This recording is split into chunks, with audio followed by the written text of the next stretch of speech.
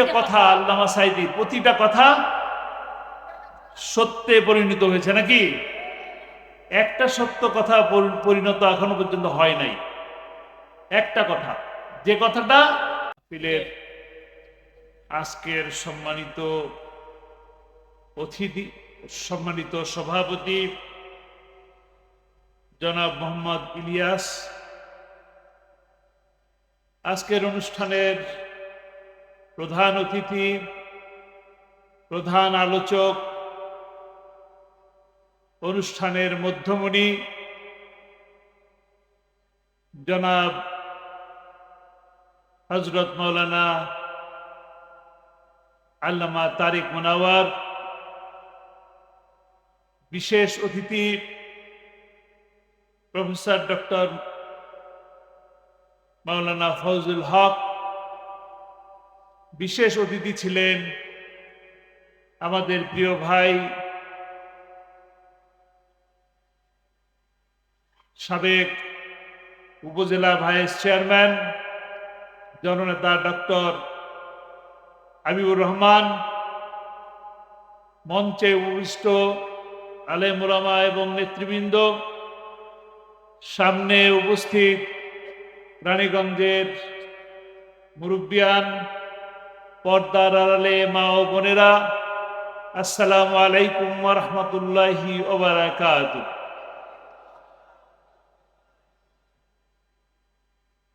আলহামদুলিল্লাহি রাব্বিল আলামিন। সর্বপ্রথম মহান মুনিবের দরবারে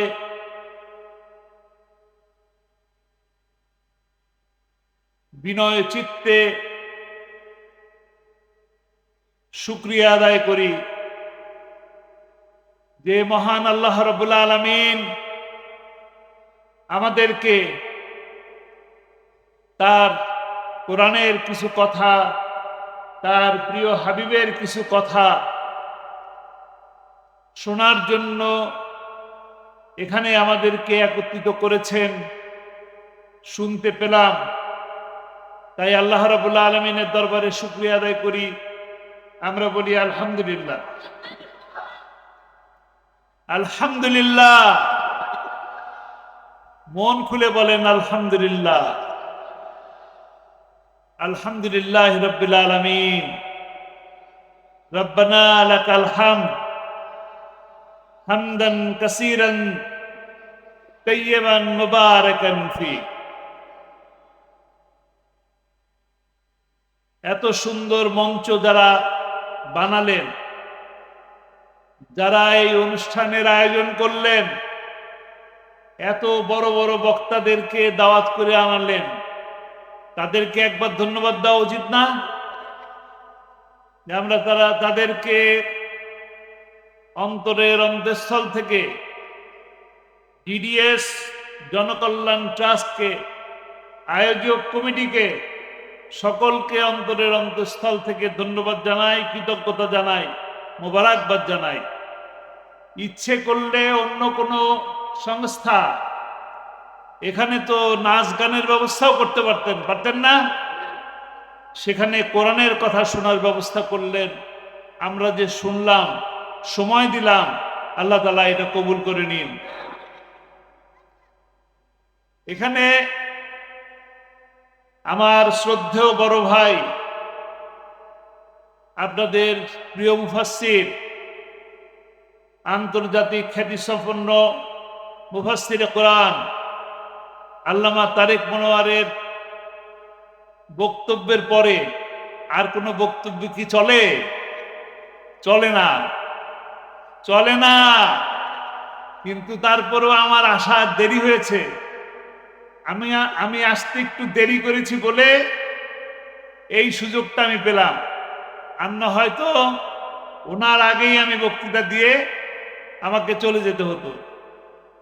যেহেতু দাওয়াত দিয়েছেন, কিছু কথা তো বলা দরকার নাকি? কিছু কথা বলা দরকার, কথা বলা দরকার। গত 17টি বছর একের পর এক ষড়যন্ত্র হয়েছে নাকি? ষড়যন্ত্র করে আমি যদি এখানে হাত তুলতে বলি, এমন লোক খুব কম পাওয়া যাবে যার নামে মামলা হয় নাই, তাই না? জেলে যায় নাই এমন মানুষ খুঁজে পাওয়া যাবে? উপস্থিত মানুষের মধ্যে জেলে যায় নাই এমন মানুষ খুঁজে পাওয়া যাবে না। মামলা, হামলা, রিমান্ড, ব্যবসা বাণিজ্য বন্ধ করে দেওয়া, চাকরি বাকরি থেকে ছাঁটাই করে দেওয়া, সকল প্রকার ষড়যন্ত্র হয়েছে। শুধু যে নেতৃবৃন্দের উপরে হয়েছে তা কিন্তু না, নেতৃবৃন্দের সাথে আমরা যারা সাধারণ মানুষ আমাদের উপরও একই রকম জুলুম এবং নির্যাতন হয়েছে। মাসের পর মাস, বছরকে বছর নিজের ঘরে থাকতে পারি নাই, বাবা মায়ের সাথে দেখা করতে পারি নাই, সন্তানের সাথে দেখা করতে পারি নাই। কেন পারি নাই? পারি নাই কারণ তারা আমাদেরকে সারাক্ষণের জন্য ষড়যন্ত্রের মধ্যে রেখেছে, নির্যাতনের মধ্যে রেখেছে, নিপীড়নের মধ্যে রেখেছে। কিন্তু তারপরেও কিন্তু আমরা পালিয়ে গেছি নাকি?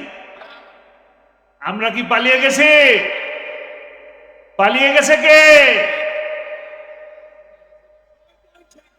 কে পালিয়ে গেছে?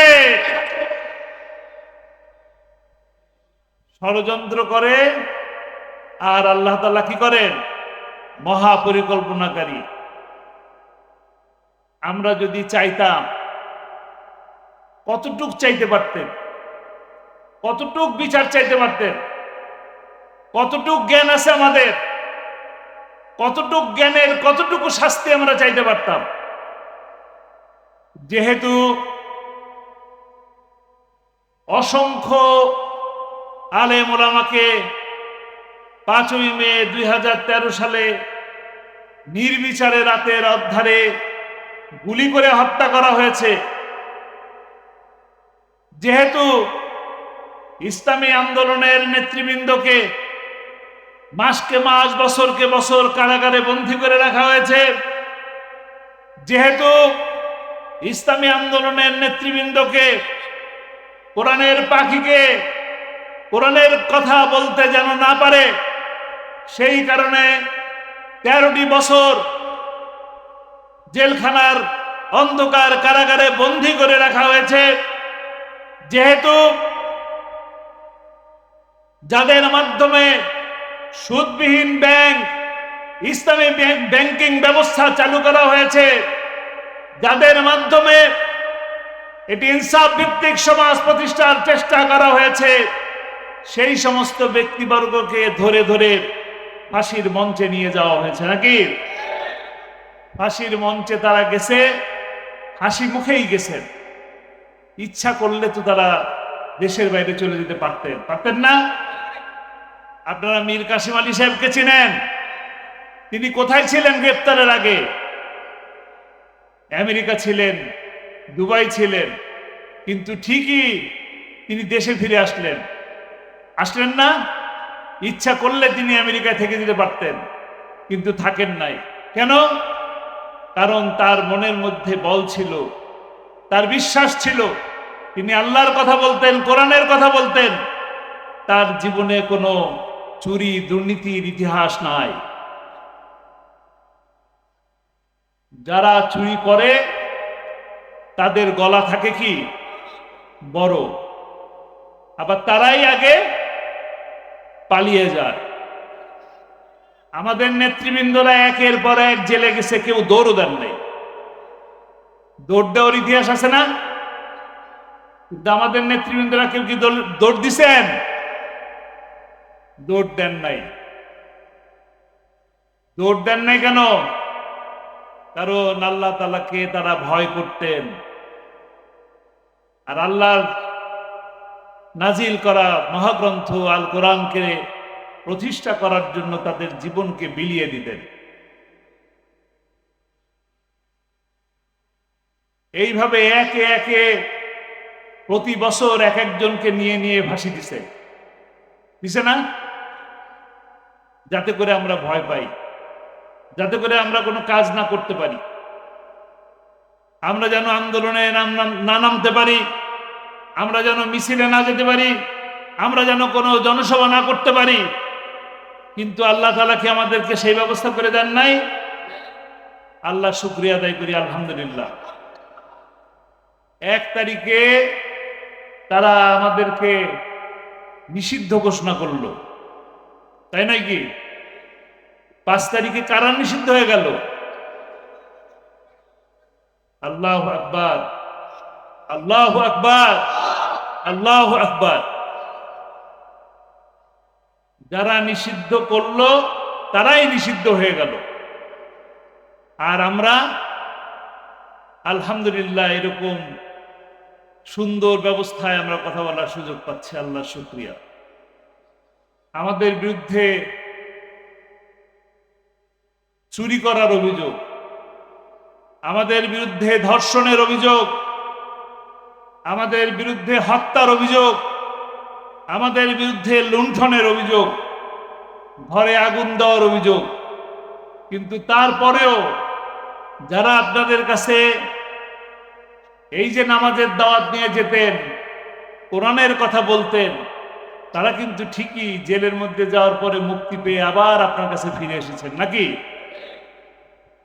কেউ পালিয়ে যান নাই, কেউ দেশান্তরী হন নাই। আর একজন কি বললেন? কার বেটি পালায় না, কি বললেন? কিন্তু 5 তারিখে কি দেখলাম? আলহামদুলিল্লাহ, আল্লাহ তাআলা আমাদেরকে অনেক কষ্টের পরে স্বস্তি দিয়েছেন, আলহামদুলিল্লাহ। আল্লাহ তাআলা আমাদেরকে এই যে স্বস্তি দান করলেন, এই স্বস্তির নিয়ামতকে আমাদেরকে গ্রহণ করতে হবে, কাজে লাগাতে হবে। যে মানুষগুলি একে একে জীবন দিলেন, গত 15ই জুলাই থেকে 5ই আগস্ট পর্যন্ত বৈষম্য বিরোধী ছাত্র আন্দোলনের কারণে আমাদের সন্তান সমতুল্য ছাত্ররা রাজপথে, ছাত্রছাত্রীরা যে জীবন দিলেন, তাদেরকে আল্লাহ তাআলা জান্নাত নসিব করুন, তাদেরকে শাহাদাতের মর্যাদা দান করুন। আমাদের একথা ভুলে গেলে চলবে না, যারা জীবন দিয়েছেন তাদের একটা স্বপ্ন আছে, তারা একটা স্বপ্ন দেখেছে, একটা ইনসাফ পূর্ণ সমাজ গঠন, সোনার বাংলার একটা স্বপ্ন দেখেছে। তারা যে দুনিয়া থেকে চলে গেলেন, তাদের এই স্বপ্ন বাস্তবায়ন করার দায়িত্ব এখন কার? তাদের এই সব স্বপ্ন বাস্তবায়ন করার দায়িত্ব এখন আমাদের। আমরা যেন তাদের সেই স্বপ্নকে বাস্তবায়ন করতে পারি। আমরা যেন, আপনারা যে একটু আগে শুনলেন যে প্রতিটা কথা, আল্লামা সাঈদী প্রতিটা কথা সত্যে পরিণত হয়েছে, নাকি? একটা সত্য কথা পরিণত এখনো পর্যন্ত হয় নাই। একটা কথা, যে কথাটা তিনি সব মাহফিলের মধ্যে বলতেন, কি বলতেন? কোরআনের রাজ প্রতিষ্ঠা হওয়া ছাড়া আল্লাহ যেন আমার মৃত্যু না দেয়। আল্লাহ তাআলা তাকে নিয়ে গেছেন, এখন সেই কোরআনের রাজ প্রতিষ্ঠা করার দায়িত্ব কার? আপনারা আল্লামা সাঈদীকে ভালোবাসেন, ভালোবাসেন, তাহলে সেই স্বপ্ন বাস্তবায়ন করার জন্য দায়িত্ব পালন করতে রাজি আছেন? ইনশাআল্লাহ আমরা সকলে কোরআনের রাজ এবং ইনসাফ ভিত্তিক কল্যাণময় একটি রাষ্ট্র গঠনের জন্য প্রত্যেকে সচেষ্ট থাকবে ইনশাআল্লাহ। একটি শান্তিময় রাষ্ট্রের কথা বলা হয়। সব থেকে শান্তিময় রাষ্ট্র কোনটা? কোন সময়? মদিনার শাসন ব্যবস্থাই ছিল বিশ্বের সব থেকে শান্তিময় সেই সময়কার সময়টা। আমরা যেন সেই কোরআনের রাজ কায়েম করতে পারি, আল্লাহ তাআলা আমাদেরকে সেই তৌফিক দান করুন। যে মানুষগুলো জীবন দিলেন, এখানে কথা বললেন তো সবই কথা চলে আসছে। মাওলানা মতিউর রহমান নিজামী, তিনি যে ফাঁসি হলো, তার কি অপরাধ ছিল? তিনি কি রাজাকার ছিলেন? আলী হাসান মোহাম্মদ মুজাহিদ সাহেব রাজাকার ছিলেন? কাদের মোল্লা কি রাজাকার ছিলেন? মীর কাসিম আলী কি রাজাকার ছিলেন? কেউই রাজাকার ছিলেন না। কিন্তু তাদেরকে কেন একে একে ফাঁসি দেওয়া হলো? ফাঁসি দেওয়া হলো কারণ তারা কোরআনের কথা বলতেন, কোরআনের রাজ কায়েম করার জন্য চেষ্টা করতেন। তো আমরা যেন সেই কোরআনের রাজকে কায়েম করার মাধ্যমে তাদের উপর যে জুলুম হয়েছে, নির্যাতন হয়েছে, তাদেরকে জেলে ভরে যে কষ্ট দেওয়া হয়েছে, সেই কষ্টের প্রতিশোধ যেন আমরা নিতে পারি। প্রতিশোধ কিভাবে নেব? কোরআনের রাজ প্রতিষ্ঠার মাধ্যমে আমাদেরকে, আমাদের নিজেদের চরিত্রকে কোরআনের আলোয়, কোরআনের রঙে রঙিন করার মাধ্যমে আমরা যেন সেই প্রতিশোধ নিতে পারি ইনশাআল্লাহ। আল্লাহ তাআলা আমাদেরকে সে তৌফিক দান করুন।